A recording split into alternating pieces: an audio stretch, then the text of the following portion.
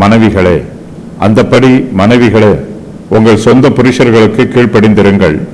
அப்பொழுது அவர்களில் யாராவது திருவசனத்திற்கு கீழ்ப்படியாதவர்களாய் இருந்தால் பயபக்தியோடு கூடிய உங்கள் கற்புள்ள நடக்கையை அவர்கள் பார்த்து போதனையின்றி மனைவிகளின் நடக்கையினாலேயே ஆதாயப்படுத்திக் கொள்ளப்படுவார்கள்.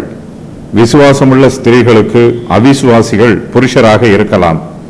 அவர்கள் ஒருவேளை புறஜாதியாராகவோ அல்லது யூத மார்க்கத்தை சேர்ந்தவராகவோ இருக்கலாம். ஸ்திரீகள் இயேசு கிறிஸ்துவில் விசுவாசம் வைத்து ரட்சிக்கப்பட்ட உடனே தங்கள் புருஷருக்கு கீழ்ப்படிய வேண்டிய அவசியமில்லை என்று கற்பனை செய்யக்கூடாது. ஒரு சில ஸ்திரீகள் ரட்சிக்கப்பட்டவுடன் அவிசுவாசிகளான தங்களுடைய புருஷர்களுக்கு கீழ்ப்படியாதிருக்கிறார்கள். ஒரு சிலர் அப்படிப்பட்ட புருஷர்களை விட்டு விலகியும் போய்விடுகிறார்கள். மனைவிகள் தங்கள் சொந்த புருஷருக்கு கீழ்ப்படிந்திருக்க வேண்டும். புருஷர்கள் திருவசனத்திற்கு கீழ்ப்படியாதவர்களாய் இருந்தாலும் மனைவிகள் அவர்களுக்கு கீழ்ப்படிய வேண்டும். பயபக்தியோடு கூடிய கற்புள்ள நடக்கையை வெளிப்படுத்தி காண்பிக்க வேண்டும். அவிசுவாசிகளான புருஷர்கள் தங்களுடைய மனைவிகளின் கீழ்ப்படிதலையும் கற்புள்ள நடக்கையையும் பார்க்க வேண்டும்.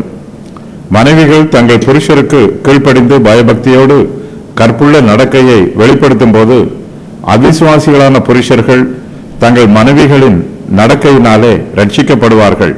மனைவிகள் தங்கள் புருஷர்களை வார்த்தைகளினால் ரட்சிப்பதை விட தங்கள் நல்ல நடக்கையினால் ரட்சிப்பது எளிது. அவிசுவாசிகளான புருஷர்கள் திருவசனத்திற்கு கீழ்ப்படிய மாட்டார்கள்.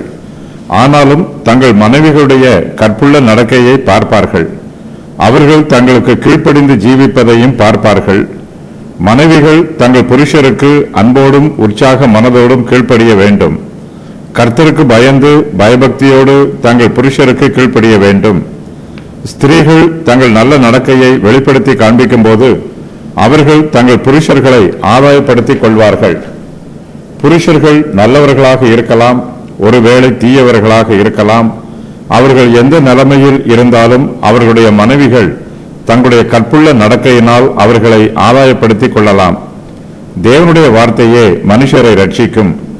தேவனுடைய வார்த்தையே ரட்சிக்கும் வல்லமை உள்ளது. தேவனுடைய வார்த்தைக்கு அடுத்தபடியாக நல்ல நடக்கைக்கு மாத்திரமே மனுஷரை ரட்சிக்கும் வல்லமை இருக்கிறது. மனைவிகள் தங்கள் புருஷர்களிடத்தில் பயபக்தியோடு நடந்து கொள்ள வேண்டும். கற்புள்ள நடக்கையோடு ஜீவிக்க வேண்டும். புருஷர்கள் துன்மார்க்கராய் இருந்தாலும் தங்களுடைய மனைவிகள் கற்புள்ளவர்களாக இருக்க வேண்டும் என்று எதிர்பார்ப்பார்கள். தாங்கள் மோசமாக இருந்தாலும் மற்றவர்கள் நல்லவர்களாக இருக்க வேண்டும் என்று புருஷர்கள் விரும்புவார்கள். அவர்களுக்கு முன்பாக அவர்களுடைய மனைவிகள் கற்புள்ள நடக்கையை வெளிப்படுத்த வேண்டும். அவர்கள் சுவிசேஷத்தில் விசுவாசம் வைப்பதற்கு மனைவிகளின் கற்புள்ள நடக்கை நல்ல உபாயமாய் இருக்கும்.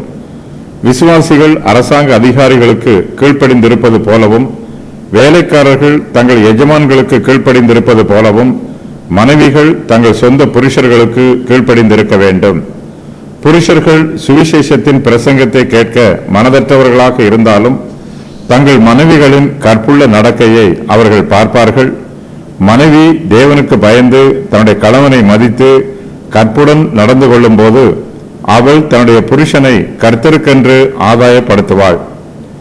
புருஷரை தேவனுக்கு ஆதாயப்படுத்தும் வழிகள்: புருஷனுக்கு கீழ்ப்படிந்திருக்க வேண்டும், திருவசனத்துக்கு கீழ்ப்படிய வேண்டும், கற்புள்ள நடக்கை உடையவளாய் இருக்க வேண்டும், புறம்பான அலங்கரிப்பு அலங்காரமாய் இருக்கக்கூடாது, சாந்தமும் அமைதியும் உடையவளாக இருந்து உள்ளான அலங்கரிப்பு அலங்காரமாய் இருக்க வேண்டும், தேவனிடத்தில் நம்பிக்கையாய் இருக்க வேண்டும், நன்மை செய்ய வேண்டும், புருஷருக்கு கீழ்ப்படிந்து ஒரு ஆபத்துக்கும் பயப்படாமல் இருக்க வேண்டும்.